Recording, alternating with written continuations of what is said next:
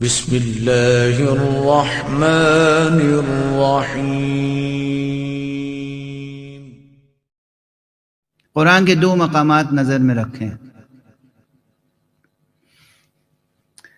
ایک مقام وہ کہ جہاں یہ سورہ تحریم جو ہے یہ کس لیے ہے قرآن مجید میں؟ یا ایھا النبی لما تحرم ما احل اللہ لک، اے نبی آپ کیوں حرام کر رہے ہیں اپنے اوپر وہ چیز جو اللہ نے آپ پہ حلال قرار دے دی ہے؟ اچھا، یہ قضیہ بہت دیر تک میں سوچتا رہا، بہت دنوں تک، پروردگار اس آیت کے قرآن مجید میں رہنے کا سبب کیا ہے؟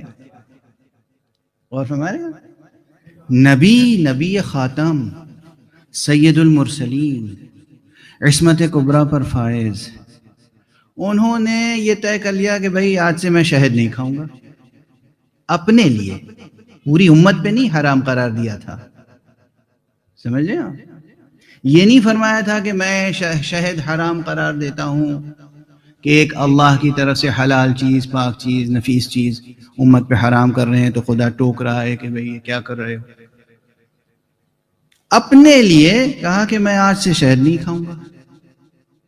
اللہ نے فوراً ٹوکا کہ جو چیز ہم نے حلال قرار دی ہے تم حرام کرنے والے کون ہوتے ہو؟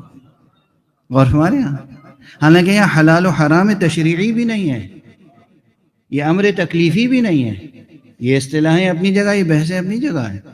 حرام نہیں کر لیا تھا اپنے اوپر، لیکن کہا تھا کہ میں نہیں کھاؤں گا آج سے، ٹھیک ہے۔ حق سبحانہ و تعالی نے شہد ترک کرنے پر بھی سکوت نہیں اختیار کیا، فرمایا یہ کیوں کر رہے ہو؟ میں نے حلال قرار دیا ہے تو تم حرام کرنے والے کون ہوتے ہو؟ واضح ہے یہ مقام۔ اس کے معنی یہ ہے کہ پیغمبر کا، یعنی کھانے پینے کی تو سب سے معمولی چیز ہوئی نا، بالکل پرائیویسی کی بات ہے، بالکل نجی بات ہے۔ جو لوگ کہتے ہیں رسول اللہ کی زندگی کے دو پہلو تھے، ایک بحیثیت نبی، ایک بحیثیت رسول، ایک بحیثیت مبلغ عن اللہ، ایک بحیثیت عہدیدار، ایک آپ کی نجی زندگی تھی، اور اس میں کبھی کبھی آپ اجتہاد کرتے تھے اور نعوذ باللہ خطا بھی کر دیتے تھے۔ جن لوگوں کے نسب نامے خطاؤں سے بھرے ہوئے ہوں ان سے اور توقع بھی کیا ہو سکتی ہے؟ کیا امید رکھ سکتے ہیں آپ کہ کیا تبصرہ کریں گے، کیا گل افشانی فرمائیں گے، کیا ان کے منہ سے پھول جھڑیں گے؟ تو جناب والا وہ انہیں دو پہلو نظر آتے ہیں، ایک رسول بحیثیت رسول، ایک نجی زندگی تھی آپ کی، بہت زور ہے، یہ آپ کی نجی زندگی تھی۔ حسین کو کندھے پہ بٹھا لیا، یہ نجی زندگی تھی۔ آپ سجدہ کر رہے تھے، حسین کاندھے پہ آگے سجدے کو توڑ، یہ نجی زندگی تھی۔ بحیثیت نانا فرط محبت سے آپ نے نواسے کو کندھے پہ بٹھا لیا۔ علی کو غدیر خم کے ممبر پہ اٹھا کے یہ اعلان جو کیا کہ میں جس کا دوست ہوں یہ بھی اس کے دوست ہیں، یہ آپ کی ایک سفارش تھی، نجی زندگی تھی، بحیثیت رسول اس کا کوئی تعلق نہیں۔ تو ہر جگہ نجی بات نظر آئی۔ ارے یہ کھانے پینے کا مسئلہ تو نجی تھا، اس سے بڑا نجی کون سا ہو سکتا ہے؟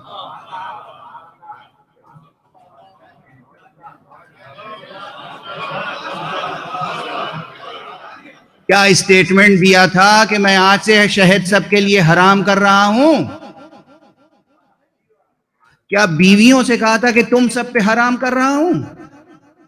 اپنے غلاموں نوکروں سے کہا تھا تم سب پہ حرام کر رہا ہوں؟ نہ پوری امت پہ حرام، نہ بیویوں پہ حرام، نہ نوکروں پہ حرام، خود کہا میں نہیں کھاؤں گا آج سے۔ اگر مسئلہ نجی ہوتا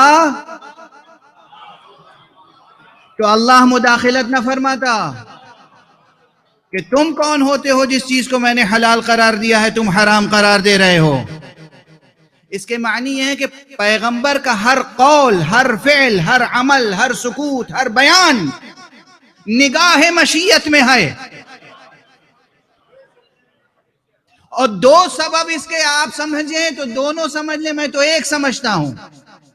جو لوگ ذرا کم تر زاویے سے دیکھتے ہیں وہ یہ دیکھیں گے کہ پروردگار اپنے رسول کی نگرانی فرما رہا ہے ہر لحاظ سے، مگر میں سمجھتا ہوں کہ یہ اس کے ایسے محبوب ہیں کہ وہ ان کی ہر ادا دیکھ رہا ہے محبت سے۔ میرا حبیب سوتا کیسے ہے؟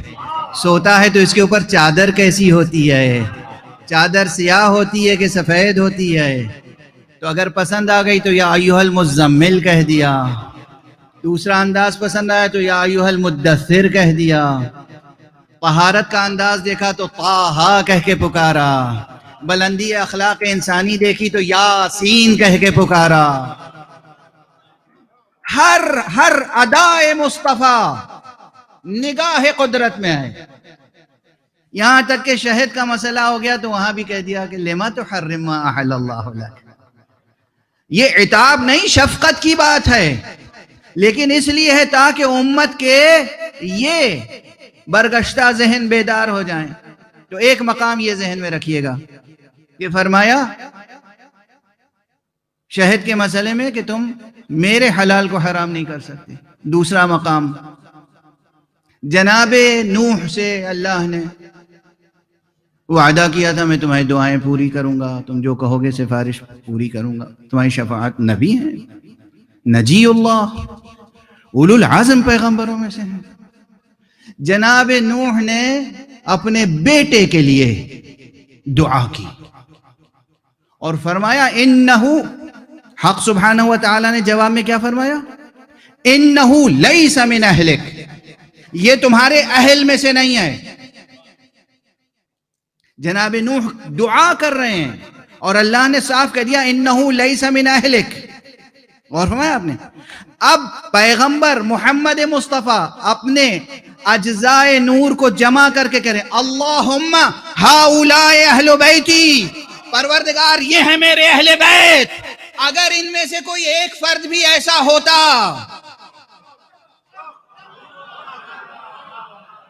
تو وہی نازل ہوتی محمد یہ نہ کہو یہ تمہارے اہل بیت میں سے نہیں آئے. نبی کا دعا کر. جو خدا شہد کے مسئلے پہ خاموش نہیں رہ سکتا،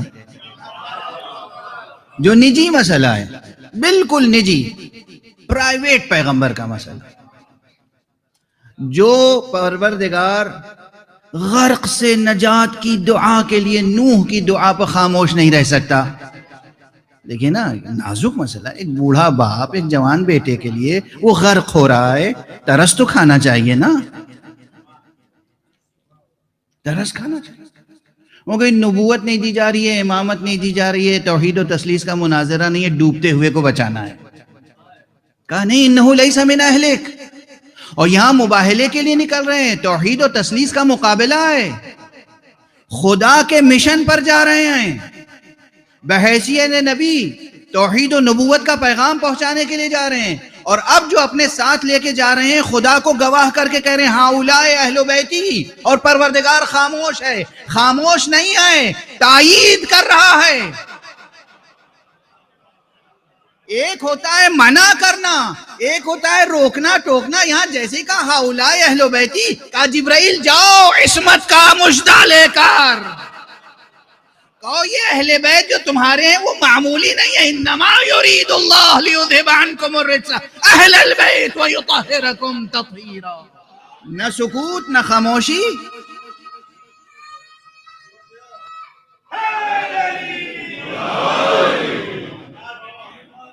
نہ سکوت نہ خاموشی، نہ انکار نہ تردید نہ تردد، تائید. اور کیسی تائید؟